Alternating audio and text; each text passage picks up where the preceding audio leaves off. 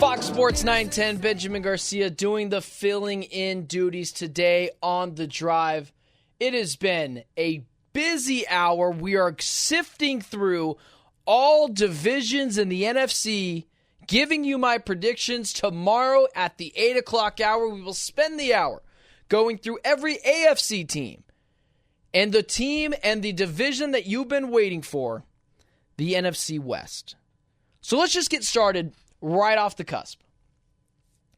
The Seattle Seahawks will be finishing last in the division this year. I'm not buying into the whole Seattle Seahawks thing.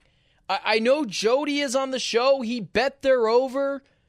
I'm out on Geno Smith. I'm not going to put my eggs in the Geno Smith basket. I like the Jackson Smith-Njigba draft pick last year. He flashed at times. But outside of DK Metcalf and JSN, we're still in the Tyler Lockett boat. I'm not so sure about that. Noah Fant, I believe, is still there as well. The defense at times took a step back last year. A new regime, Mike McDonald coming over from the Baltimore Ravens.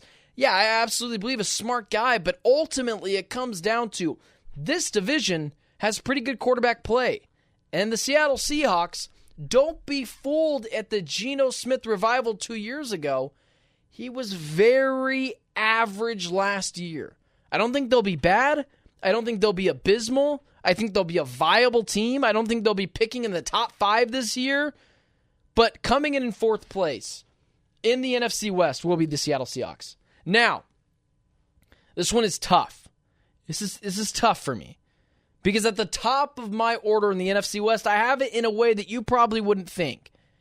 And at times, I struggle with the Cardinals and the Rams and the Niners, because I think the Cardinals can be better than the Rams, but the Niners, there's a lot of talent there, and they expose what the Cardinals don't do very well, and that's run defense. So with that being said, I just got to side with caution here. I do believe that there can absolutely be 3 teams in the NFC West that make the playoffs this year. And I believe that tomorrow, I'll get to this, I'll build a case for why the Cardinals can win the division. But I've just got to be honest. I have the Cardinals coming in third place in the NFC West. Now, here's why. The pass rush really bothers me. I defended Monty Ossenfort on the air in the 6 o'clock hour, and I believe I was very just with that ruling. I'm upset, too, that the Arizona Cardinals have not made a move. But Jonathan Gannon mentioned this morning or yesterday, can't remember exactly, that they're fine with what they have at the pass rush position. So I get that. I got to just trust the leadership of Jonathan Gannon. Kyler Murray, I believe, is going to be awesome, but I have to just put more stock in this offense than I do this defense. If you want a silver lining, I do believe this Cardinals offense is going to be a top 8 offense in the NFL. I think it's going to be better than top 10. It's hard to get to top 5 until I know exactly what I have in the offensive line. But a top 8 team, barring all health, clearly, I believe the Arizona Cardinals with Trey McBride, Michael Wilson, Marvin Harrison Jr., James Conner, and the emergence of Amari DiMercato, and we'll see what we get out of Trey Benson.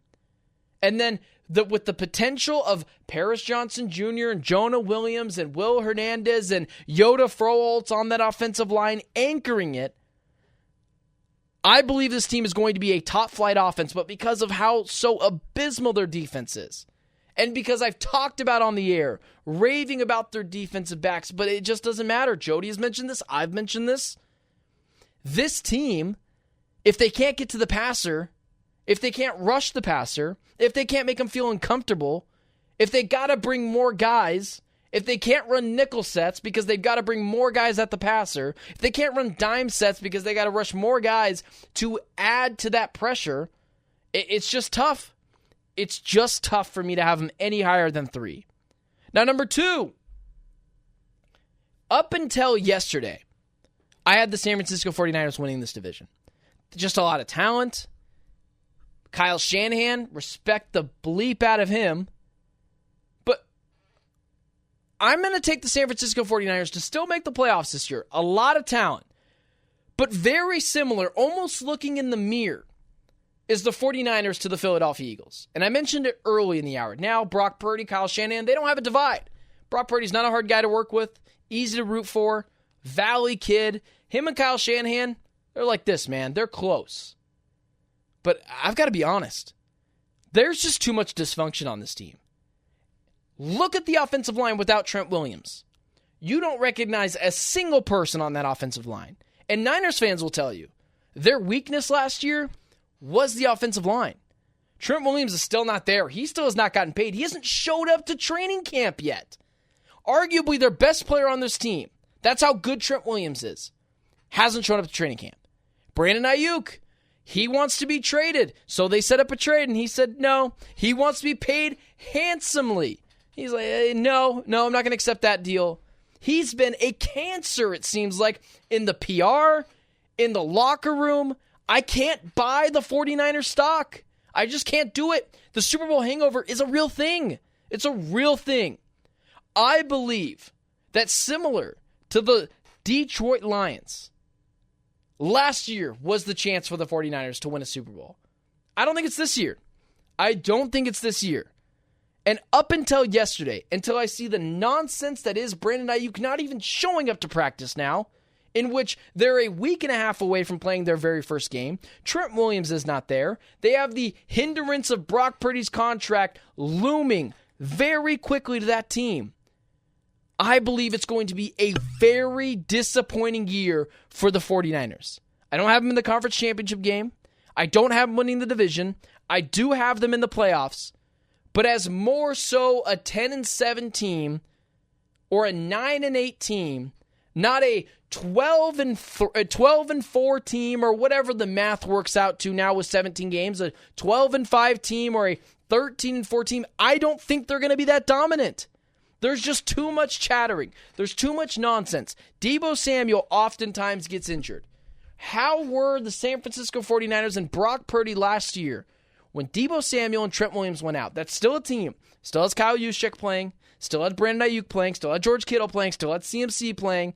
You can't make the argument of there's not enough talent. When those two guys were out, both guys that have missed significant chunks of time before, they went 0-3.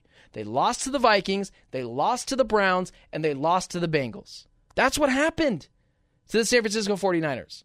So those two guys not being there, the Super Bowl hangover, and just the overall dysfunction and nonsense. Remember, noisy off seasons almost always lead to disappointing regular seasons. So I'll die on this hill. The 49ers' chance to win a Super Bowl last year, we all thought it was this year as well. It was last year, and they missed their opportunity. Spent all this time talking about the San Francisco 49ers. I got to give the division to the Rams. You know, at some point, you weigh the who's better, the Rams or the Cardinals. You just got to side with the Rams. Losing Aaron Donald is massive. But the rumors out of camp is that Jared Verse looks very good. Last year, hit on a couple of draft picks. Their defensive backs were not as bad as some might think. Cooper Kupp, Puka Nacua are there, although sometimes do have an injury history. Kyren Williams, Blake Corum, a real two-headed monster. And if Matthew Stafford can continue to stay healthy, can continue to mount off of his legacy since when he's been traded to the Los Angeles Rams, this team will win the NFC West. Sean McVay, clearly a genius offensive guru. And aside from the Aaron Donald nonsense, which isn't really nonsense, guys retire, not a lot of noise coming from the Los Angeles Rams. It's been a very quiet offseason. And everyone has kind of written them off because Matthew Stafford's gotten older. Cooper Kupp's been kind of out of sight, out of mind. This is a team that's got weapons, a two-headed monster in the backfield in Kyren Williams and Blake Corum, a Super Bowl MVP in Matthew Stafford, and led by a coach that has won a Super Bowl before and is clearly a top 2 to 3 head coach in the National Football League. So to recap, Los Angeles Rams winning the division, San Francisco 49ers coming in second, Cardinals coming in third, Seattle Seahawks coming in fourth place.